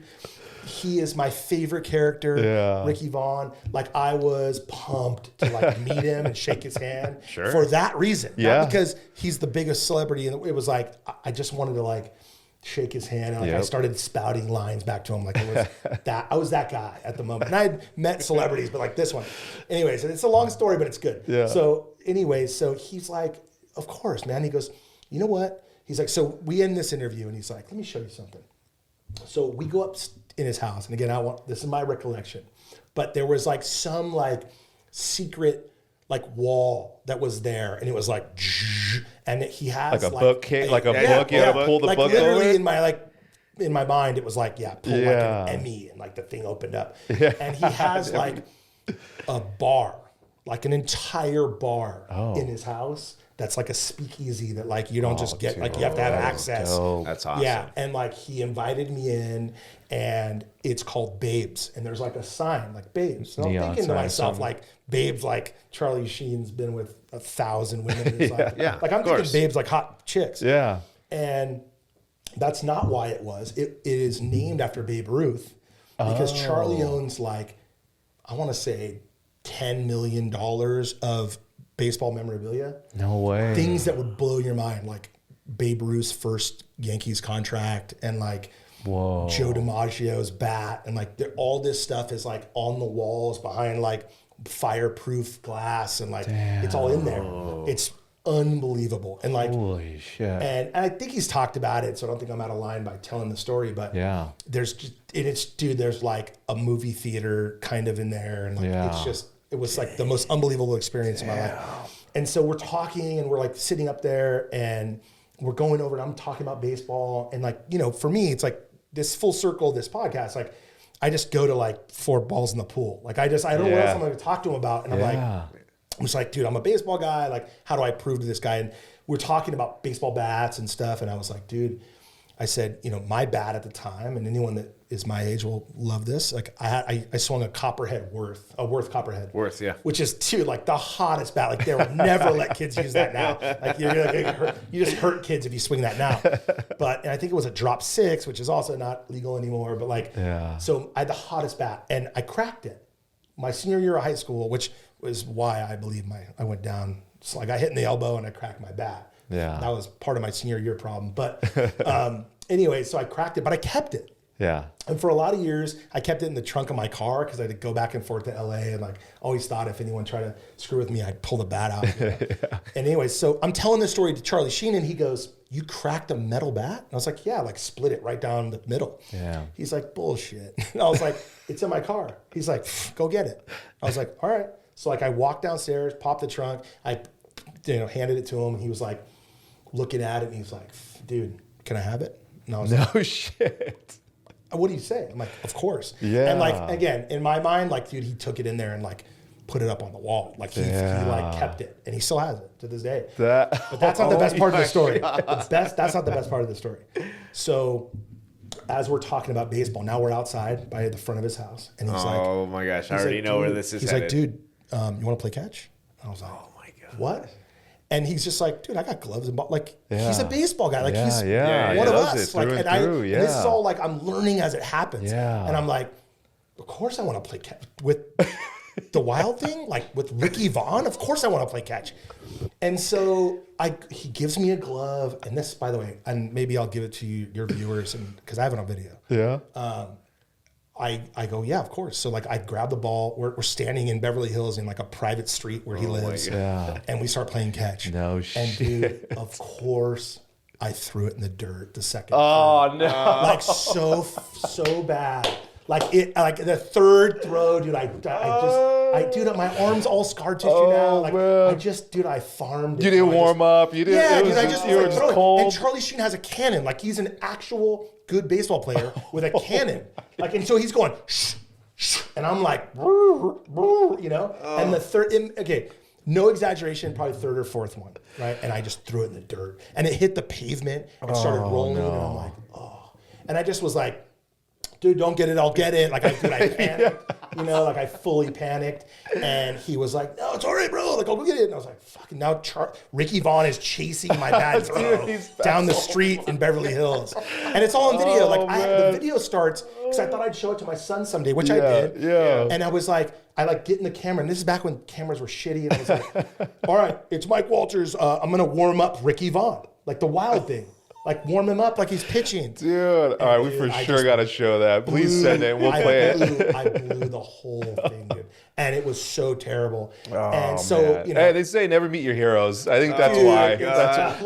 Never play pitch and catch with your heroes. Don't ever play pitch and catch with your. Oh my God. And so the end of that story is, I'm like as red faced as I am now because I'm 300 pounds. It's hot in here. But like, no, like I was so devastated. And so he's like, he gets the ball. We kind of like stand around. All of a sudden, this goes back to the neighbor part. This guy goes jogging by in like one of those like hot orange, pink, like little Nike outfits where like joggers, their shorts are way too short. You know what I mean? Like those they're outfits. uncomfortably short. Yeah, they're for uncomfortably sure. short. And he had Yeah. like long black hair pulled into a ponytail, and he's like in shape arms. He's like jogging by.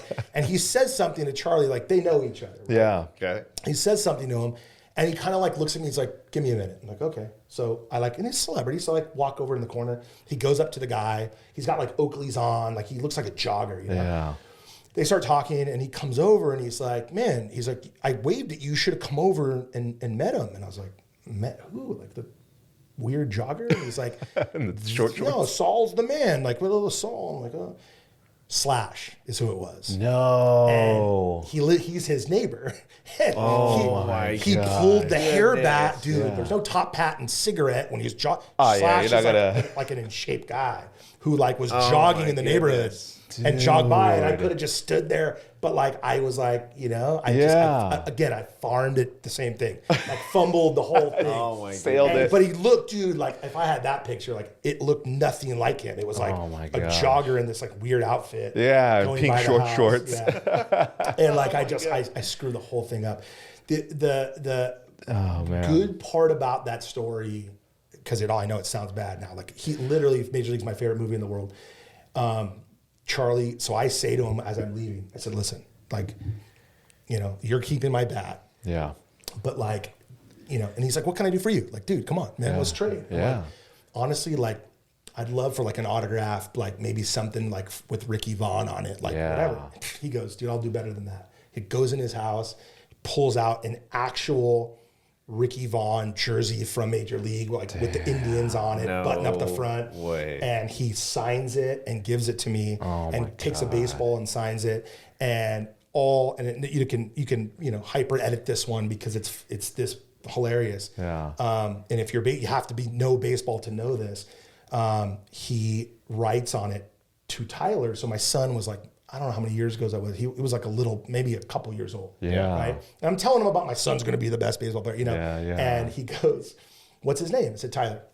So instead of writing Mike, he writes Tyler. Yeah. Dash. Yeah. And he said, "Your dad's a rock star and he's a backwards K." Like he wrote a backwards K in quotes. Yeah. And so like, unless you know baseball, like Yeah. I'll explain it to your viewers that don't know. Yeah. Backwards K is when you don't swing at the third strike. Strike out looking, baby. And it's the worst thing ever. And he basically was making a joke like, "Your dad's a backwards K." And so like my son has that jersey. That's in his room. still That so is so rad. crazy. Holy So like it ended shit, good, man. and I got that piece of memorabilia, and it's now me and my son's favorite movie. I know there's some bad words in it, but dude, like, Dude, to have that so connection, awesome. man, that is unreal. To have that, like that history there with him. Oh man, that is he's the amazing. greatest. And like I said, I'll send you a picture of both of them. Please do, yeah. I'll say it so I'm sure everyone's gonna want to see That is that. so cool. You want to live in that neighborhood too. What do you serve? What booze did you guys have there? What does Charlie Sheen have on his top shelf? Well, it's a full bar, but we Yeah. were drinking tequila. Oh, nice. Like those pictures you can't see, but like at some point, we did this like interview, and maybe I'm mixing 2 days up. Like that was all during the day. Oh, where it was yeah. like, you know, Yeah. and it was either that night or it was like maybe because I think I was there twice. Yeah. We went there for like the Super Bowl. Yeah. Maybe it was, I don't know. Anyways, I was there a couple times. Yeah. And like one of them, I want to say it was a different, anyways, it was at night. Yeah. And we were partying. Dude, It was very that's fun. awesome, It man. was, as you can imagine, an interesting cast of characters I that can were in that imagine. house at the time. Yeah. But yeah, if I could live somewhere, like I'd want that to be Slash, Charlie right. Sheen, Paris Hilton lives in there, Kendall Jenner lives in there, like in one neighborhood. Damn. It's awesome. Yeah, that's a good choice. All right. Well, Yeah. let's go with our next one. What celebrity would you want to go on a trip with? That's a good question. This is probably my answer for several of these. Howard Stern. Yeah. So like in my old age, anyone that listens to Howard, like all of the issues that like Howard, because like I have a similar personality and like just like all the like when you turn 40 and like all the antics of like being like when you think about vacation, you're like when you're younger, you're like I want to go party and like see all these things. Like now I'm like, okay, what kind of bedding do they have? Yeah, like, what's what their kind of breakfast do they calendar? have? Yeah. Right? Like, and Howard's like, I listen to him a lot, and he's always like, I don't want to go. Like, I just like, he's on vacation with like Jimmy Kimmel and stuff. Oh, I did hear that one. Yeah. And he's always like, I just doesn't want to be there. Just doesn't want to be there. It's just like, he goes to bed early, gets up early. Like, what's the food like? Like, do they have like, guacamole, like, or not? Like, I swear, I live my life like that now. Like, I'm an old curmudgeon old man. So like, anyways, like I want to go somewhere where we have fun during the day, but like lights out at night. Sure. Dude, Howard's starting to be the guy that get it done. And I also think his like the conversation, like I've met a lot of famous people, but like the conversation of someone like that, like I would want to ask him a lot of questions. Yeah. Sit around and drink beers. And he's such a, like, he's like on the Mount Rushmore of interviewers, the people that like just somehow bring something out of like every time I've seen him and how he interviews. I used to watch it when he was on E! I did that a lot. Like I used to watch his show because it was just so entertaining. Like all of his interviews were just so engaging, and he brought something out of everybody that was like just instant connection, instant just like get them to kind of talk. Yeah, it was crazy. He's a master. He's a master. And by the way, like I don't know if this is one of your questions, but like if I could be anyone else in my industry or like someone famous, like that would be my goal. Would be he's so unbelievable at interviewing people, like you said. He's a like, legend. Just to be up every day, like talking and just being interesting all the time and having to like do all that and the way he's able to deliver it, like of all people in the media, like I truly believe he's the king of all media. Like I think so, yeah. Like I agree. And then like write a book and do a movie and like still get up every day. Like go ahead. We're getting that. All right, here we go. Third one. What celebrity, excuse me, would you want to have a beer with at a dive bar? Ooh, that's a good question. Part of me wants to sit down with like Metallica and like, you know what I mean? Like tell stories and drink beer. My answer is probably Dave Matthews. Oh, Dave Matthews. And I'll tell you why. Didn't see that coming. Not a lot of people, not everybody likes Dave Matthews. Everybody is a huge fan of Dave Matthews. Yeah. But I have a couple stories, and it's too long-winded for this, but like the connection I have with a few of my friends, going to those shows every summer and listening to his music and some of the words that he wrote. And so, like I said, some of the connection to my own friends and whatever.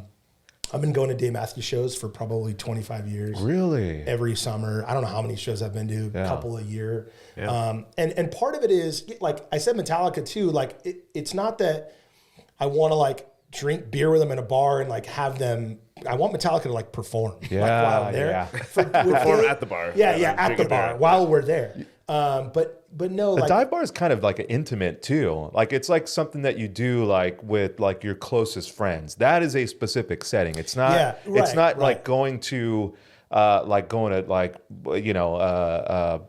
club or something. Like a dive bar is like what you do with your boys. Like it's a close, intimate setting. Yeah, and like I would tell everyone that's listening to this, even if they don't listen to that music, you should, and read the lyrics, but read his book. Yeah. Like Dave Matthews is one of those people that the way he started his career and the things that he performed on the streets, like I think it was in Seattle, like just like the stories and then like all the fame and success in the world. He's still a family man. Like, I don't know, there's just parts of that story that I just want to like, I'm not like, and again, I don't mind saying this on your show, like I'm not into weed. I hate weed. Yeah. So I would say I want to smoke a blunt with them and just like talk, but I don't smoke weed. So I would, but I'm a beer drinker too. Like, I just feel like there's stories there that I want to hear.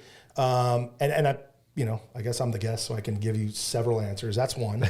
Two, would probably be Bob Marley. And for the same reason, like there's just a lot about, if you haven't read the books or watched the documentaries, like the stuff he did for and we're in this country right now, we're at a place kind of like Jamaica was when he was coming up. And that guy brought two political parties together on stage in a concert. Like there's a movie coming out on Bob Marley. Watch that if you haven't watched. But like what he was able to do in a terrible time with terrible things. I'd love to sit with him and talk, and he'd be smoking. But I will, and I guess I'll end with this because this one actually happened. Because like people always ask that question, and the answer is this: I have sat with Snoop Dogg. Oh, really? What? So that's another picture I'll give you. I don't know if you can notice by the way I'm dressed, even in my hat, but like I'm a West Coast hip hop guy. Like you've known me a long time. Like I'm like if I have a choice, I'm going West Coast hip hop. for like, sure. You know, I'm Too Short, DJ Quick, Dr. Dre, Snoop Dogg, Tupac, like Nipsey Biggie, Hussle. and I'm you go down with some of the East newer Coast stuff. too, like, Kendrick Lamar. Yeah, those guys are cool, but like I got my son all the clean versions. He's into that music now too. I actually took my son to the Snoop Dogg concert this last year. He's 12. Yeah. I know some people don't agree with that, but man, it's my, like, I love those guys, and I love, you know, what they stand for and what they did for music. And I'm a huge hip hop guy. Yeah. So where'd you okay, hang so with I Snoop? went. So Snoop has, this is a great story. So Snoop, and I'll tell you why I look it up. And I don't know that we can show this part this way, but Snoop has a football league for youth. Yes. Oh yeah. Right? That he sponsors, and it's great. It's like for kids that won't necessarily have the ability to play tackle football with all that gear and whatever. And it's just a wonderful charity. It's kind of like a lifeblood thing for him. It's a charity, but like he doesnn't look at it like that. Coach Snoop is that guy. And I was able to help them promote it and like put out links on our site to raise money for it. And that's why I was there. I went to his compound in Inglewood, to talk about that. Nice. But you know, like when you, and again, he's like my hero. Like when you meet Snoop Dogg, like one of a number of things happens whenever you talk to Snoop Dogg. And all those things happen. But we were talking about football, and it's crazy because, and I guess you're a football coach, so this does come full circle for this podcast. Just like the rest of us, like when I sat with Snoop Dogg, we talked business, we talked about the football league, and then as we were talking, of course, I'm asking like questions you would ask like your hero, and he's like, he sat down on the carpet like Indian style and was like, look, you got to see these plays, and it was his son catching passes on his computer. Really? Like, because he's like a dad, like the rest of us. He's a proud dad. His son was a dude. I think he was at Bishop Gorman in Vegas. I think. But anyways, his son was like a dude football player. And he was so proud. He was like showing me videos of his son catching passes and running routes. And we sat there and like talked about that. You know, I think the end of the story is I didn't drive home from there. I called my wife, who was like, dude, I'm coming to get you. Like, that's the greatest story ever. But this is, and I don't want to show the camera. You have to when you're with Snoop. Like, it's like a... if my wife says it's okay, because I live all my life now through my wife, I'll give you the picture. But I'll show it to you and you guys can react. All right. But this is how it ended. That's... That's in his recording studio. Oh, shit. Yeah. And I guess I could say, well, you know what? I put it on Instagram a long time ago when I posted on Instagram. Oh, yeah. That's public information. Knowledge, right? Like, I guess we've public gone record. through that. You don't have to Public give it to me. record. I'll go and pull it. It's Mike the Blast. I don't post on Instagram anymore. Like my name, Mike the Blast. Yeah. It's there. All right. We'll pull it and I'll post it up on here. Yeah. But anyway, so I already met the guy that I would want to sit with, and if I liked weed, it would have been the greatest moment of all time. But it ended up being like a scary 6 hours. Like it was a scary. Dude, that if you had to tell me like smoking weed with Snoop, that would be probably the worst experience for me anyway. Just thinking about like how just high you're gonna get. I'm sure it's just like a nonstop back and forth. That guy's got a like tolerance like no one else. Exactly what you think it's like. Wow. Who would be yours at the dive bar? Because I got two. You got two? I got two. Oh, all right. I would go with Nick Saban. I'd love to sit down with Coach Saban. Yeah. Well, you're a football guy. Well, that's what I'm saying. So talk to him, and then probably the greatest coach ever lived. Totally. And then my other answer would be Peyton Manning. I love to sit down with Peyton Manning and. Because he seems like a nice, sweet guy, and just he seems sweet. It's funny. I'd like to talk to some of those guys. This is, I mean, you can edit this out, but like, you know, you're a football coach in the area, and like, you know, I know it's a real hot topic at the moment. Like, I just let my son play tackle football for the first time. Oh, He's 12. Perfect age. I started 12, so maybe you want to tell this story. Like, my first experience with hardcore competitive sports. Like, I played baseball since I was 4. Yeah. But I played for Joe's father. Oh yeah, Mr. Mitchell, and that was the first time that like I got a rude awakening of what like real football is about. Yeah. And I will say. Well, it was a different time back then. Yeah, The way they coached it. The way they coached it. I'm not going to tell. I was going to say that at the time I hated him. Yeah. Like, I hated him. Yeah. But now that I look back, and I've seen him many times since then, like he's one of the reasons I was good at football. Yeah. Like I mean, look at it. We're not here to like Al Bundy. Like we talked about the 4 baseballs, but I was a good football player, and part of the reason I was a good football player and was, arguably, one of the best players on our team at the time, my junior and senior year, like I was trained at a very young age in a way that like, dude, I'm going to eat your lunch, dude. Yep. And like that. Anyways, I was going to say that like, so I was like a tough kid and I played with your brother and like we were, linebackers and we're lighting your ass up. And like we were, it was 15 yards, Oklahoma's and like just go full speed. And your dad was like, oh, this guy thinks he's hard. He's the best baseball player on our team. You know what? Somebody, let's put him in front of a couple of these dudes full speed and see what happens. Yeah. And that's kind of like, let's see like if you can make it or not. And of course, I went full speed and, knocked myself out a few times. But like in the end, it was like, there was respect. It was like, okay, he's one of us now. Like, in the end of that season, like it was like, and again, now that I see him now, it's like, there's emotion. Like that's how crazy. Oh, how much I respect him and how much of a influence at the time. And I know how much of an influence it was for me in football. Yeah. If I wouldn't have played on that team for that year, I would have never been the player I was.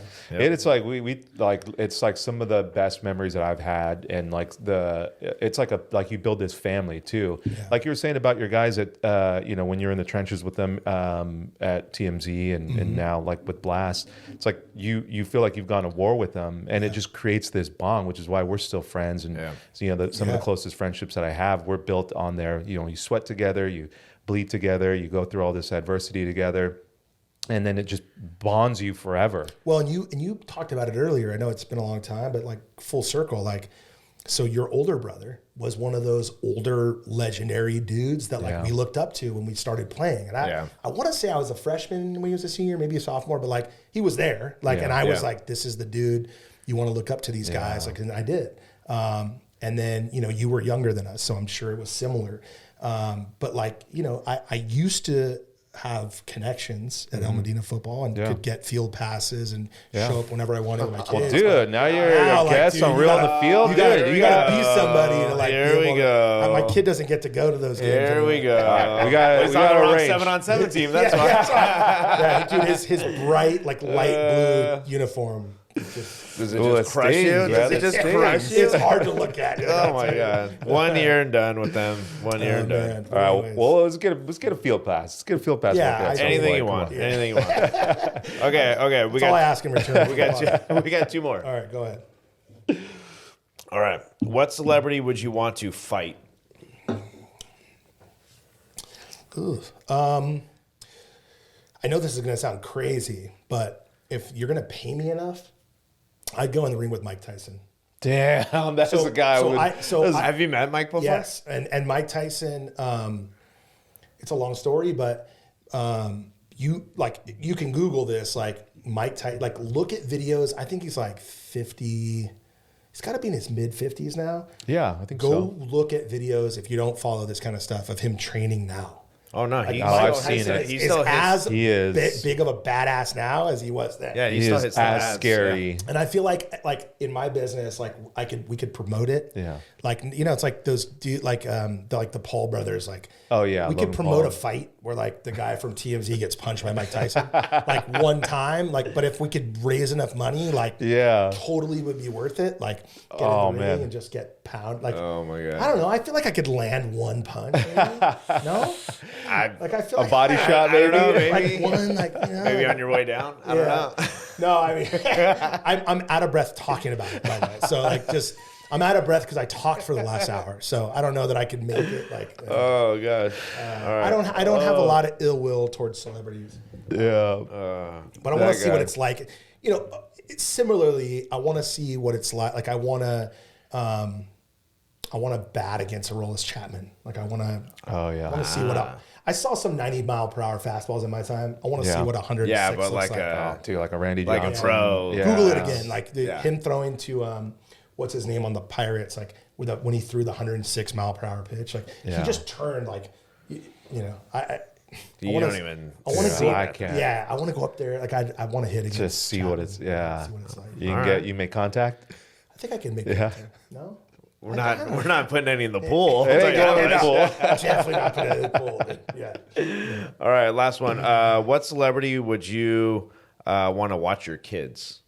Let me think. Would you let Kim Kardashian watch your kids? Yeah. So, I mean, we've talked a little bit about Kim Kardashian. I know Kris Jenner well, her mom. Yeah.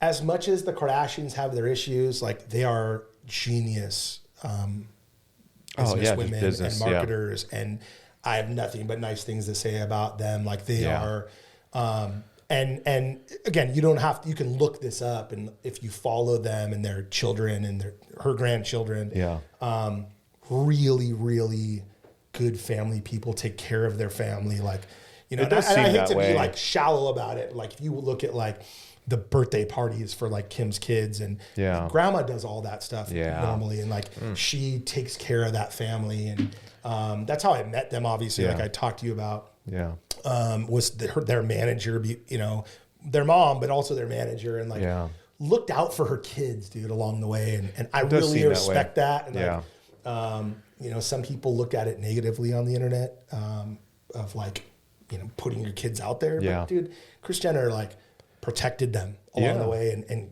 got their contracts in place. And now they're all either billionaires or kabillionaires. Yeah, I was gonna say, if you know, if our objective as parents are to like, you know, create your or set up your kids for success, like she's done it to the highest level. So like, dude, I mean, I want Kris Jenner to throw my son his 13th birthday party. Oh yeah, it'd be great. I don't know. I guess you were asking it like babysit, like they're safe.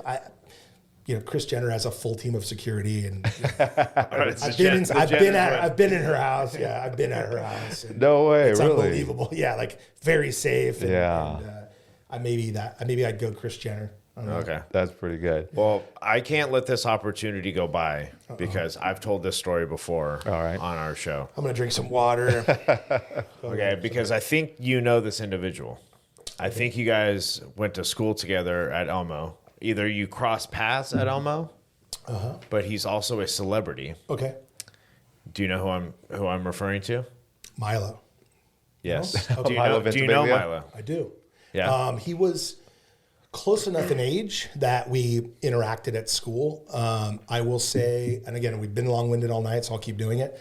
I watched one of your podcasts, and I was very impressed. Number one, thank you for having me. Oh, thank you. Thank you. Was with the wrestling coach at El Medina, and he mentioned Alan Clinton. Yeah. Okay. He's a legend. He's another one of my heroes. I love Alan Clinton like a father figure. Yep. I wrestled in high school because he was the freshman football coach, and we loved him so much that at the end of football season, like in our huddle, he was like, "All right, everyone, you're going to wrestle now." Yeah. And like I was a 171 pound freshman. Yeah. Like I had no business. I was strong, but I had no business wrestling. Like, you see like wrestlers that are 170 pounds will kick your full ass. I was not a good wrestler, but I did it because of him. You'll follow him. I would have followed battle. him anywhere. Yeah. Right. Yeah. And you're, and I forget his name. Matt Biagini. Yeah. He talked about how he runs with the kids and like to get respect. Yeah. Dude, like Alan Clinton would run with us the 4 miles at Irvine Park. Like it was just so impressive, and we would have gone anywhere. Set the bar really high for with him. Yeah. And what were we talking about again? Milo. Yeah. Okay. Yeah. So I wanted to tell you the whole story. So anyways, the reason that you can edit that part out because I'm 45 years old. But, so the reason I brought that up is because he was a good wrestler in high school. I don't know if people know this about him. I didn't know that. Ventimiglia was a phenomenal wrestler. Really? Yeah. I don't know the accolades, but like. You could walk into the wrestling room because they have all the plaques up of like if you were a league champ, if you finished in CIF, if you're a master, state, all that stuff. It's all up on the wall. So you could his name's up there. So I'm pretty sure he won I could go look tomorrow. Okay. I'm pretty sure, and I don't know the accolades, but like pretty sure he won a bunch of awards. He was a very good wrestler. And so when you were a freshman, I forget if he was a junior or senior at the time. Yeah. Like you looked up to and respected the elder wrestlers. And he was a dude, like a full dude. Like he was the guy. nice to me. Yeah. Like, didn't have a ton of interaction with him. He was an older, good-looking, senior, whatever, like with chicks all around. Like, he didn't be like, "Hey, freshman, come on over here." It wasn't like that, but we had some interaction. I'm happy to say, like, obviously, as TMZ became popular and he became a bigger celebrity, it wasn't like, we called him up and said like, "Yo," like, because we didn't.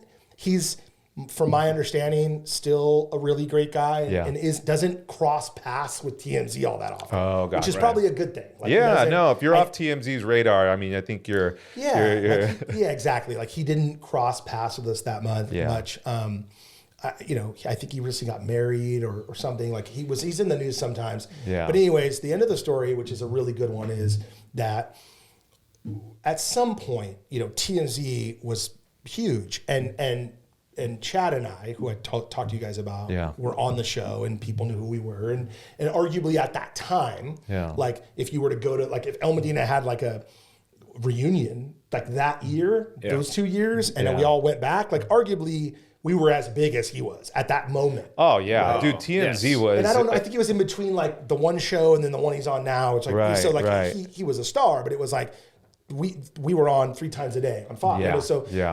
But my point of that is not to point out about the fame. It's more that when we did cross paths. So one night, our camera guy got him out, and he was going to a dinner thing. It must have been after an award show. I don't know. It wasn't like a nightclub. He's like was going to some like official dinner or something. Yeah. And our guy like asked him some questions, and he said, "I'm from TMZ. My name is blah. Hey, how's this?" And he like he just looked at him. He went, "Say what's up to Mike and Chad." Oh, nice. Yeah, like he fully like acknowledged that like he knew we were there. He knew like, you guys were so there. So if he ever watches this, like, it's much appreciated. Like, it could have been weird. Like, oh, I went to high school with the TMZ guys. Like, right. That doesn't necessarily go over too well in his like A-list agent's office now. Right. But like, he totally recognized, like, kind of gave us a shout out. That's really cool. We didn't even post the video. Like, it was more like, just the insider, like you knew. Yeah.